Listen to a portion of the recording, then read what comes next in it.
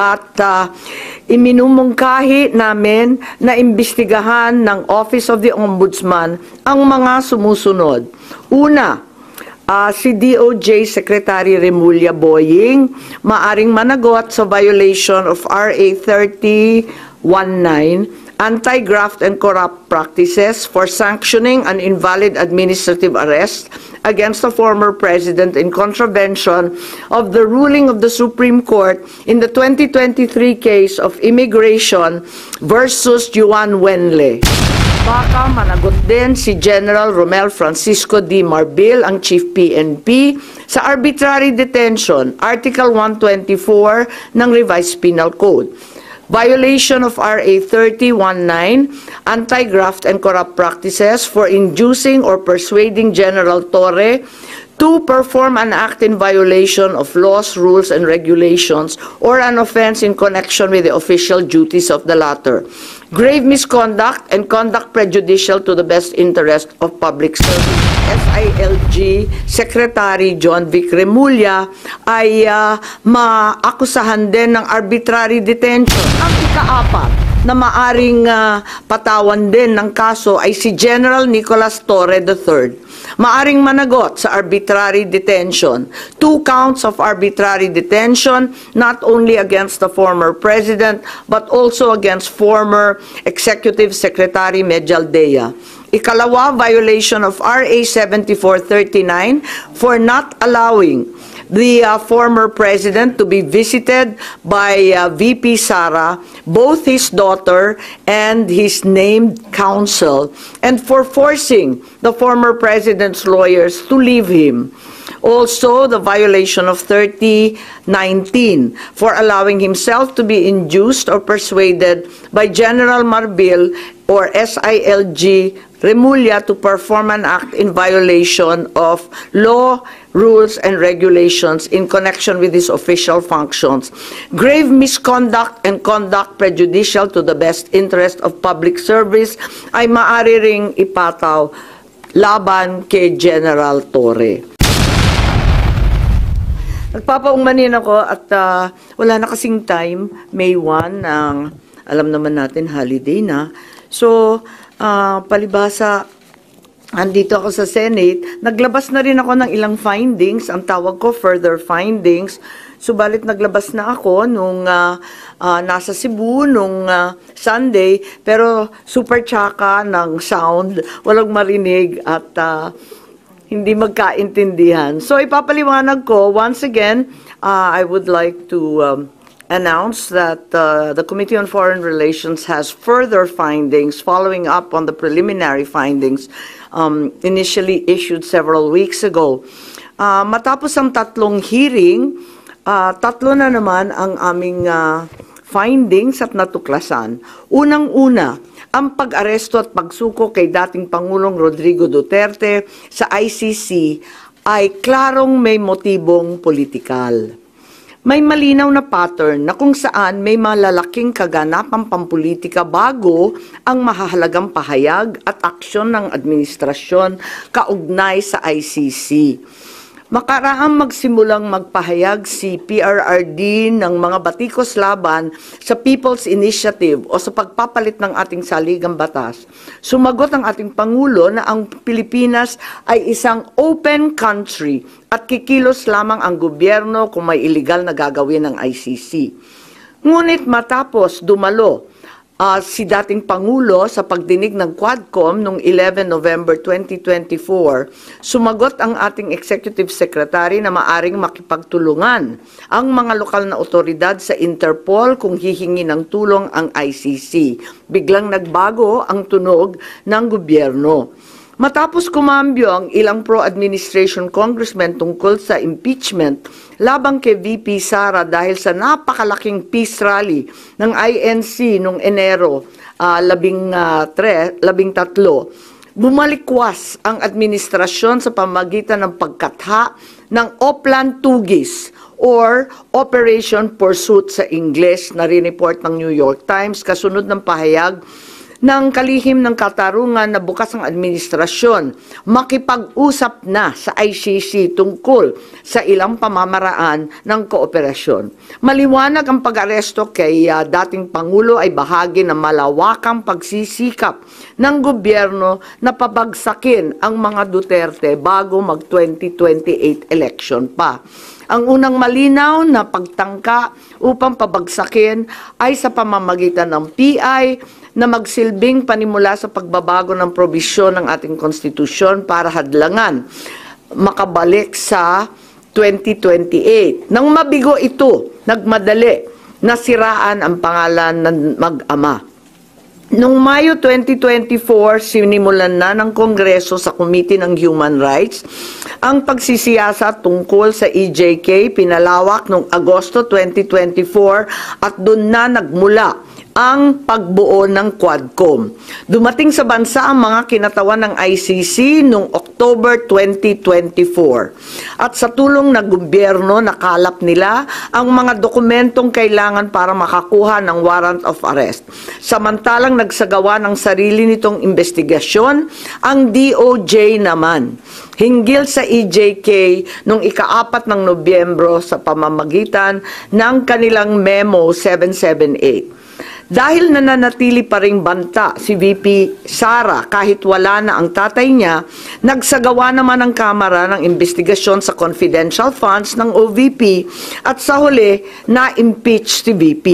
Napatunayan ang motibong politikal na napag-aresto sa turnover kay PRRD sa pamamagitan ng mid-election final campaign sprint action plan ng Lakas CMD noong nagtipon-tipon ang matataas ng opisyal noong petsang 22 ng Abril.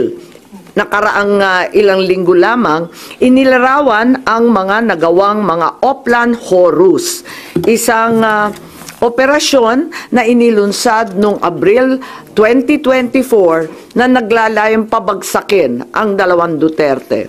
Sa bahagi ng action plan, How to Attack, tinukoy ng ilang ahensya ng gobyerno, kabilang ang PNP, Kamara ng Kinatawan, sa nakipagtulungan ng dating Senador Antonio Trillanes upang tulungan ng ICC prosecutor makakuha ng warrant sa pag-aresto ng dating Pangulo. Binanggit din na nakuha ang kinakailangan boto para sa impeachment ni VP sa pamamagitan ng paggamit ng tinatawag na soft projects katulad ng AIX, AKAP at TUPAD.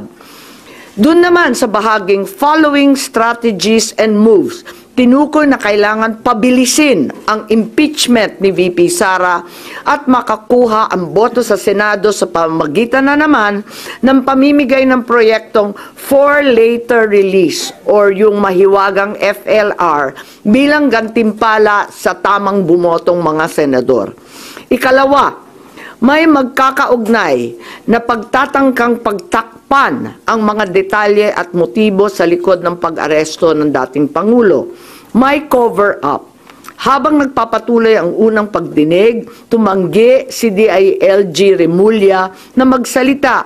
Tanungin siya tungkol sa panayam kay Pinky Webb, kung saan sinabi niya na group effort ang pag-aresto at in-invoke pa ang executive privilege samantalang lumabas na sa media.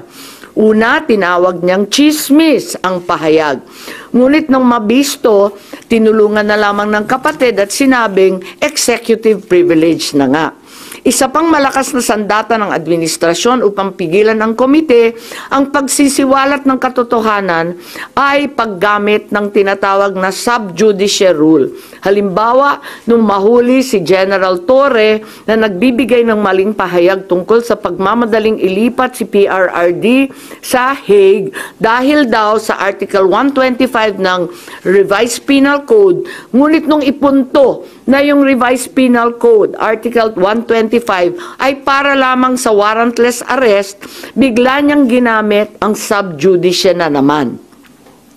Isa pang indikasyon sa pagtatakip ng administrasyon ay ang blanket invocation ng executive privilege ni Executive Secretary Bersamin upang pagbawalan lahat ng opisyal ng ehekutibo dumalo sa ikalawang hearing noong 3 ng Abril.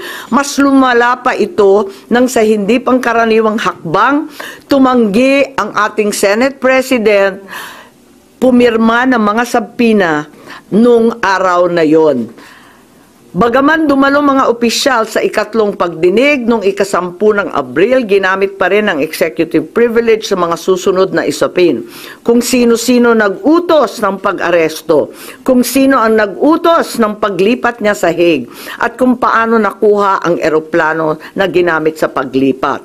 Hindi nagtapos ang cover-up sa pagdinig dahil alam din natin na matapos yon pinalaya si Ambassador Lacanlilao at hindi na naman pinirmahan yung mga sabpina. Matapos ang pag-aresto kay PRRD, lumakas ang pro-Duterte sentiment at bumagsak ang trust rating ng administrasyon.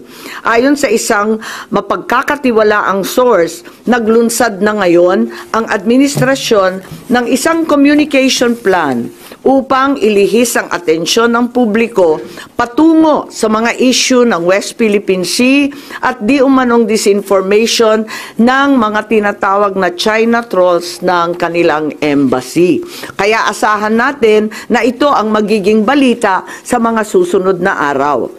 Hindi inaasahan ang political backlash sa pag-aresto sa dating Pangulo, kaya ngayon sinusubukan nilang kontrolin ang sitwasyon sa pamamagitan ng pag-focus sa West Philippine Sea, pagsisi sa China, at sa huli ay iuugnay ang pagtaas ng suporta kay Duterte sa sinasabing kampanya disinformation ng China. So una, may duda tayo na politically motivated. Ikalawa, whole of government ang nagamit dito na talaga naman comprehensive itong planong ito.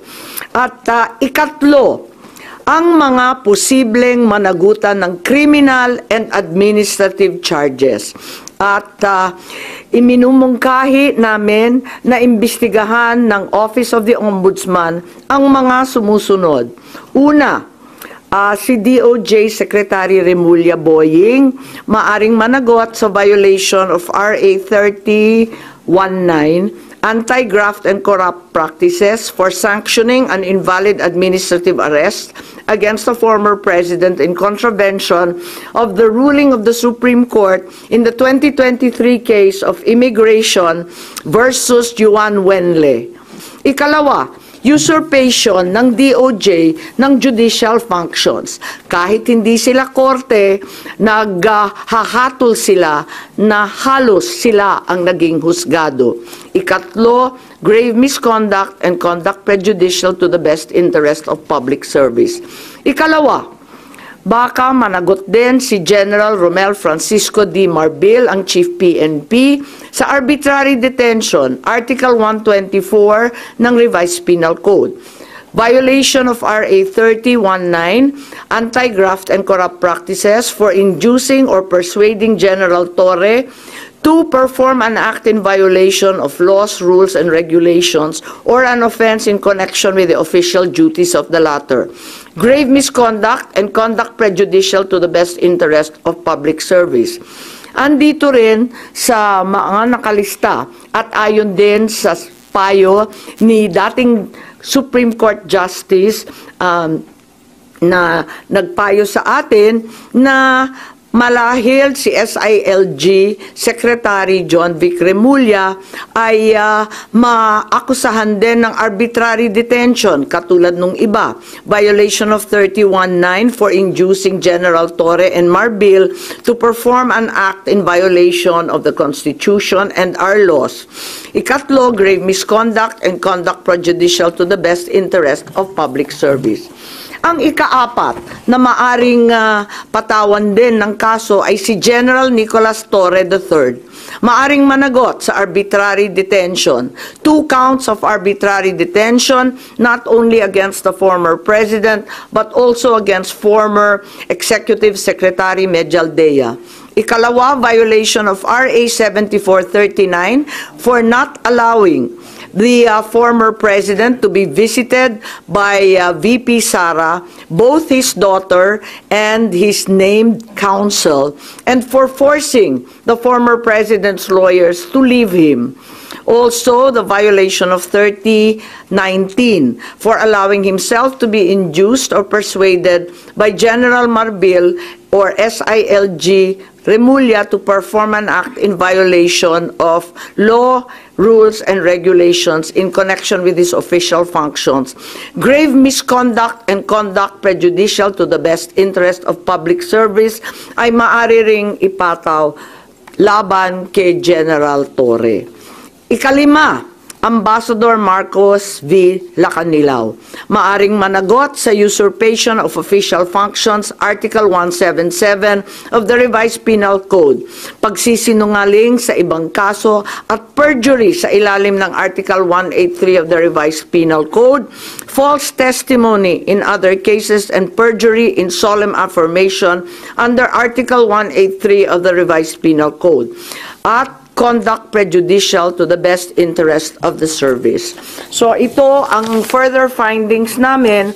Hindi ko masara yung investigasyon kasi marami pa ring mga issue katulad ng sinong tumulong sa ICC, yung tungkol sa eroplano na nanatiling bukas at masalimuot. So nais kong ipakita ang isang video na nagawa na ganito rin ang pahayag. Simulan po natin ang video na maaring mapanood ng ating mga kaibigan. Enero 28, 2024, sa First Maisog Rally sa Davao, nagliyab ang balita at social media. Matapang, walang preno. Mr. President, baka susunod ka sa dinaanan ng tatay mo. Diyan ako takot. Ayaw ko mangyari sa iyo yan. Nagbato ng maaanghang na salita si dating Pangulong Rodrigo Duterte laban kay Pangulong Marcos tungkol sa di umano'y paggamit ng droga at ang kontrobersyal na People's Initiative. Sino man magsabi na walang paki ang Senado sa usaping ito, isa lang ang masasabi ko, walang gamot sa kakapalan ng mukha mo. Sa Senado, sa kapareho at sumunod pang mga buwan, si Senator Amy ang nanguno.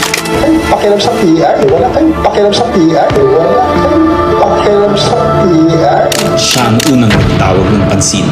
Siya ang unang nagtanong, para kanino ba talaga ang PI na yan? Marso 2024, sa kabila ng bangayan sa harap ng sambayanan, narinig natin si Pangulong Marcos. Matatag, matapang. The International Criminal Court has no jurisdiction over the Philippines as we remain to have a working judicial system and law enforcement mechanisms. Walang jurisdiksyon ang ICC sa Pilipinas. Sa sabong, nagpagpag siya ng balahibo. Ang hindi natin alam, paghupa ng alikabok ay nagsimula ng ilatag ang plano para muling sumagi sa ICC. Kaya pagtungtong ng Mayo, tahimik ngunit mabilis ang galaw. Isinumite ng DOJ ang legal brief para sa posibleng pag-aresto kay FPRRD.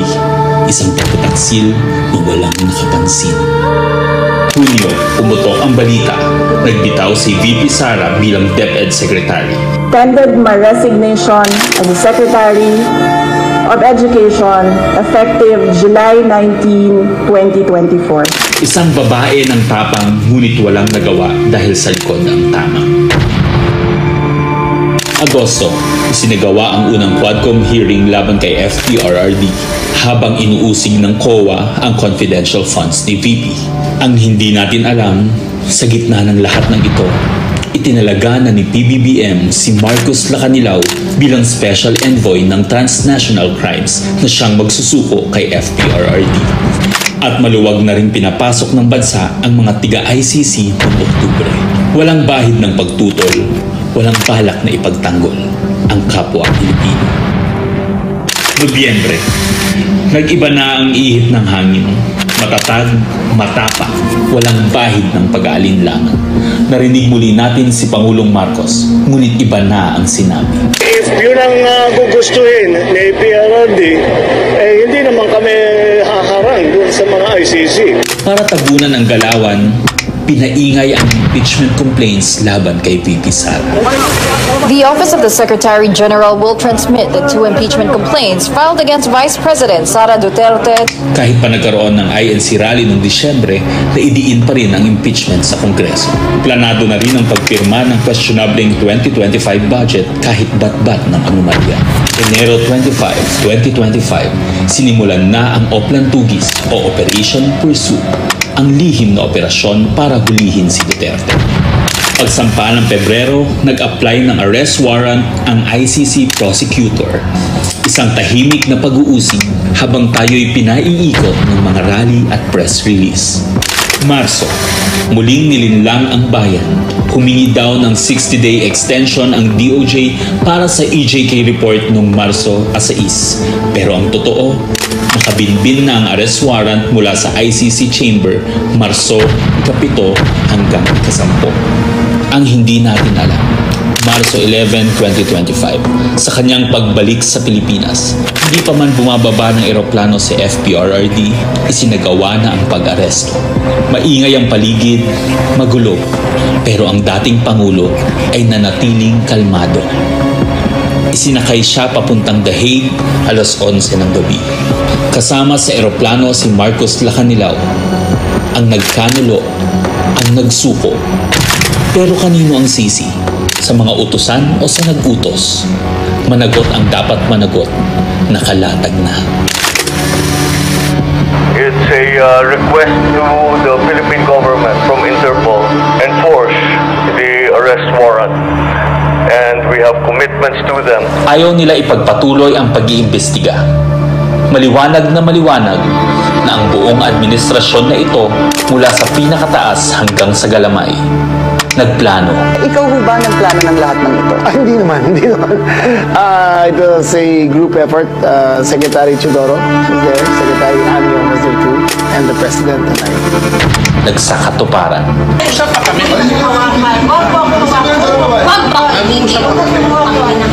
Kayo mga Wag mo hawakan yung nanay ko! Nagkagulo. Tayong magawa.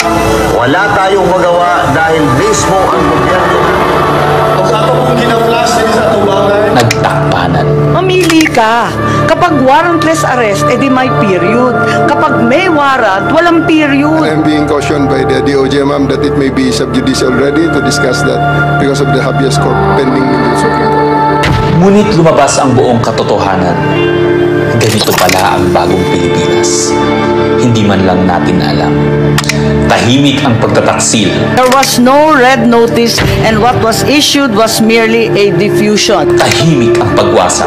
Paliwanag mong maigi, representative ka ba ng Pilipinas or representative ng Interpol? Pipili ka lang. Nirepresent ko po ang Interpol NCB Manila. So mali itong papel na to. Harapan ang pagtalikod.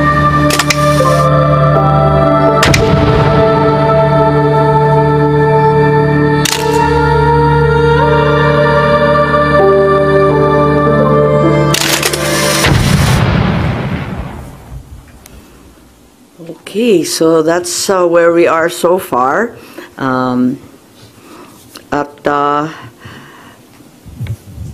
Mahirap hindian ang sinasabi sa bidyong yan na may isang malawakang plano na may kinalaman sa politika at sa 2028. Yun.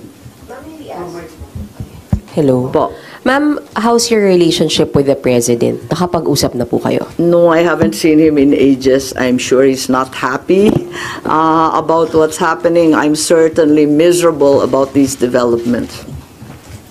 Sinasabi niyong plano ng gobyerno, pinlano ito, politically motivated. You think PBBM allowed this po? Hindi ko alam, inako ni SOJ Boying Remulla na siya nag-utos.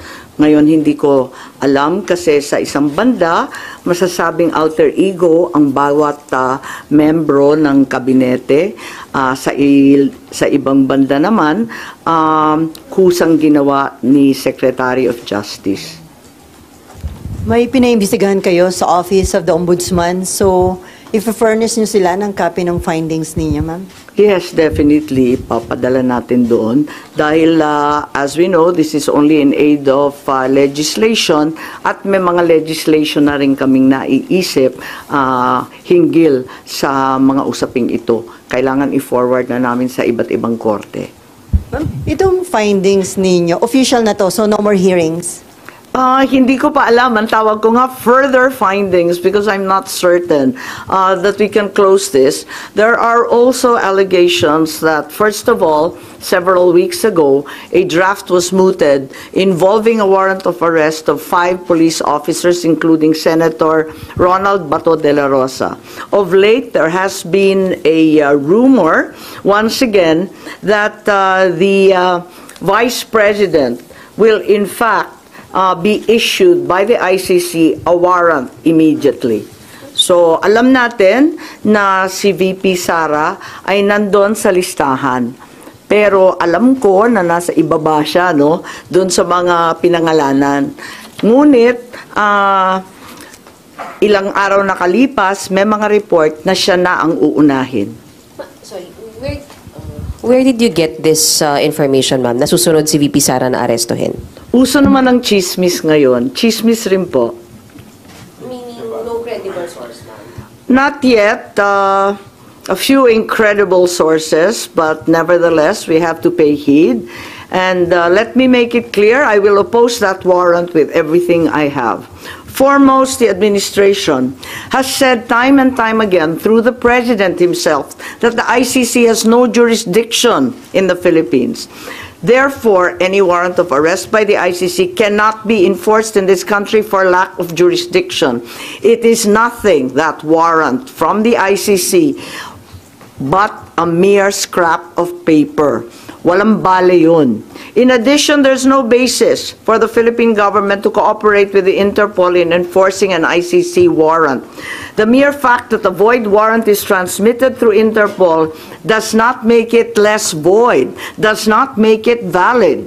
At ikatlo, as the hearings have established, the circumstances surrounding the investigations of the ICC in this country, the incidents leading to the issuance of these ICC warrants, and the enforcement of such warrants are politically motivated and really are in violation of Article 3 of the Constitution of the Interpol itself, which prohibits the Interpol from participating in any intervention or activity of a political character. Ma'am, sabi niyo, you will do everything para harangin sakaling magkaroon na rin ng arrest warrant laban kay VP Sara. Ano po mga action ang gagawin niyo? Wala tayong balak na isuko ang soberanya ng Pilipinas at ibaliwala ang ating husgado. So hindi baka maireklamo kayo ng obstruction of justice just in case? Hindi ko po alam. So ano mga action ang gagawin niyo, ma'am, para harangin sakali? Iniisip pa kung anong kailangan gawin dahil tulad nga ng sinabi ko, haka-haka pa lamang ito. Ngunit sa nakita natin sa mga nakaraang 2 taon, itong mga haka-haka, duda, suspecha, madalas nagiging totoo. So may mga preparation na rin si VP Sara dyan sa chismis na natanggap niya, ma'am? Marahil po. Pero yung warrant na paparating para kay Senator Bato and other former police officials, credible na po yung source nyo dun, ma'am? Parang. Kasi maliwanag yung listahan. Pero, andun siya sa sumunod na listahan ng ICC, di ba? Andun siya sa warrant.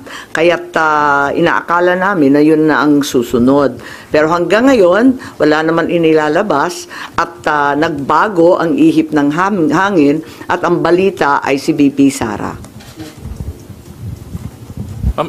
Ma'am, kanina nabanggit niyo po kanina na part ng diversionary tactic yung paglabas ng issue ng supposed paid trolls ng Chinese Embassy in Manila. Are you now saying that Senator Tolentino and the committee niya po were used po for this propaganda by the administration?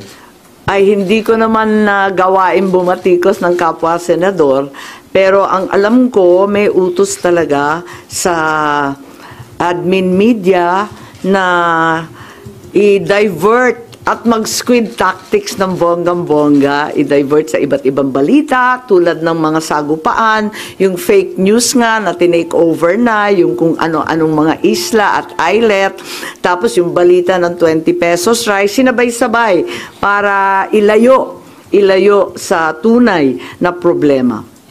But as a sitting senator po, hindi kayo nababahala if there's some truth to it na although it's a widespread speculation na even before pa na gumagamit yung China ng machinery, ng propaganda machinery regarding sa WPS issue. Naku naman, sigurado tayong meron. Walang pagkakaila, walang duda na meron silang makinarya para dyan. Meron din ang mga Amerikano, meron din yung iba't ibang mga malalaking bansa. Marami talagang nakikialam. Next time po. Ma'am, how do you feel about people saying na hindi maganda na kayo po kinampihan nyo yung mga Dutertes, yung kalaban ng kapatid nyo, more than dun sa kadugo nyo po sa si President Marcos? How do you feel about that? Masamang-masama ang loob ko, ngunit ang akin lamang, kailanman hindi kami nag-away ng aking kapatid. Yung mga amuyong sa palasyo, yung mga nariyan, yung mga lulong, ayun, sila po ang ating kaaway. At hindi ko naman kinakampihan ang isang panig laban sa isa. Ang pinapanigan ko lamang ay ang soberanya ng Pilipinas na isinusuko natin. Nakakahiya naman itong ginagawa natin na. Ma'am, sino daw yung lulong? Abangan po ninyo. Abangan po ninyo. Pero ma'am, hindi ba in a way parang baka ma-destabilize yung leadership mismo ng kapatid nyo dito sa mga nagiging findings at mga statements nyo against people around him? Hindi ko linalabanan ng sinuman, binabasa ko lang ang lumabas sa katibayan mula sa hearing. Wala akong magagawa kung litaw ng litaw ang katotohanan. So, okay lang kung medyo makadestabilize ito sa leadership ni... Wala tayong pagnanais mag-destabilize sa Pilipinas. Marami na tayong problema. Ngunit ang katotohanan ay kinakailangan mangibabaw sa lahat. Alas na lang po. Ma'am, may balita na parang may intention na ang manalo ay mga pro-China and then kapag nanalo, ipapa-repeal yung batas about yung maritime zone law. Wala akong alam kung tungkol dyan. Ako ay tanging pro-Pilipino. Ipaglalaban ko ang ating bansa tulad ng ginawa ng tatay ko sa sino man at anumang dambuhalang kapangyarihan. Sen, good morning. Do you think yung pagsasampa ng reklamo sa ombudsman could help deter kung ano man yung susunod na plano ng ICC para magdalawang isip yung mga nagpatupad nung una kay dating Pangulo? Sana po. Sana po. Inaasahan ko po. Kailan po kaya yung Tignan natin kung anong magagawa. Ito lang yung mula sa amin sa findings, ito ang lumilitaw at saka si Justice Ascona, sabi niya may labag talaga sa ating saligang batas, sa ating mga batas na pinaiiral at kinakailangan managot yung naglabag. Ma'am, balikan ko lang. Yung warrant, ICC warrant to, ma'am, no, yung narinig nyo para kay VP Sara. When is this coming out? Chismis nga lang kaya walang name and date. Ma'am, yung, yung further findings nyo, does it need yung approval po ng committee members? Yes, hindi to committee report hindi ako kukunwari na committee report to. We are not in session, we're in recess.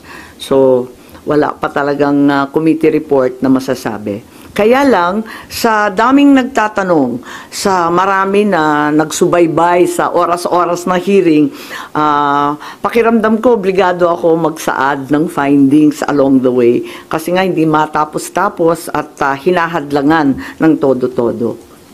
Ma'am, doon may binabanggit din po na yung Republic Act 9851, wherein it says na yung pag-present sa local court ng isang individual who is facing an allegation of crimes against humanity, hindi na kailangan.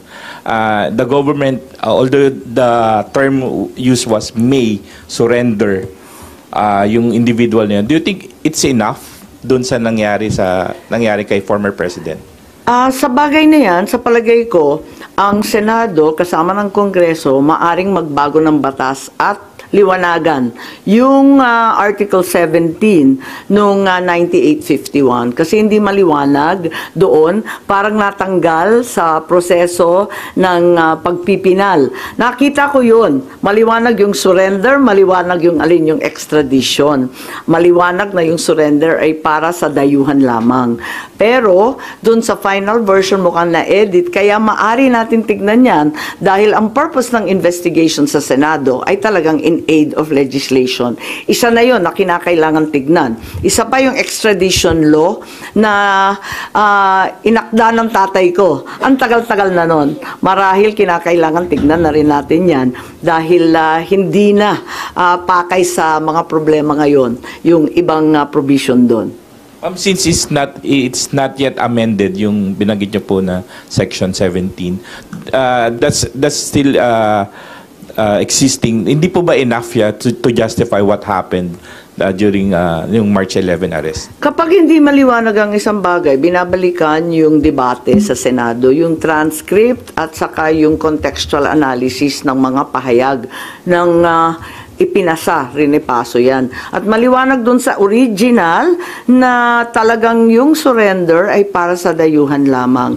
Kung bakit na iwaglit at naiwan yun at may nilagay na mga pag-aamyenda sina Senator Subiri, sina Senator Gordon nung panahon na yon, hindi ko alam kung nakalimutan lamang o sa pagmamadali hindi na isaayos ng maigi. Pero yan naman ang trabaho talaga ng mambabatas. Tignan at isaayos, iklaro ang mga hindi masyadong maliwanag. Ma'am, pareak lang dito. Yung kay Pangulong Marcos po tsaka VP Sara na trust and performance rating, kay Pangulo po 60% trust, 59% performance, pero it represents a decline po since nung fourth quarter ng bansa. Habang kay VP po, tumaas po siya ng 9 percentage point. Comment on this. Pasensya, pero hindi na ako nagbabasa ng survey. Kaya hindi ako up to date dyan. Ang nararamdaman ko, ang pagpuot, ang hinanakit, at ang galit ng mga Bisaya. Galing po ako sa Cebu, mamaya pupunta ako sa Davao. Alam na alam ko ang pakiramdam nila. Ngayon, kung ganito rin ito sa Luzon, ramdam ko sa Manila, hindi ugali ng Pilipino ang pang-aape sa matanda na may sakit. Hindi natin gawain yan. So, you mean yun yung dahilan bakit bumaba yung survey ni Pangulo? Hindi ko alam. Tulad ng sinabi ko, napakaraming survey ngayon na kung tutuusin, kinakailangan na siguro i-supervise, i-control ng COMELEC kasi grabe na ang mind-setting, brainwashing, and laying the predicate, ika nga.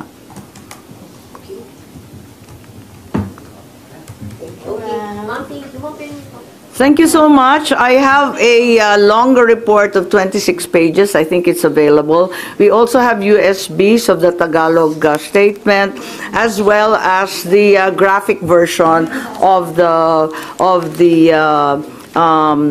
timeline. And I can also provide that video that we received. Opening statement yung sana. What I read, ay yung Tagalog. Opo, nandito. Okay lang. O, sige. Pero, may soft copy ba kayo? Hindi ko alam. Meron daw. O, nariyan na daw sa inyo. Okay. Salamat. Jahe ako kay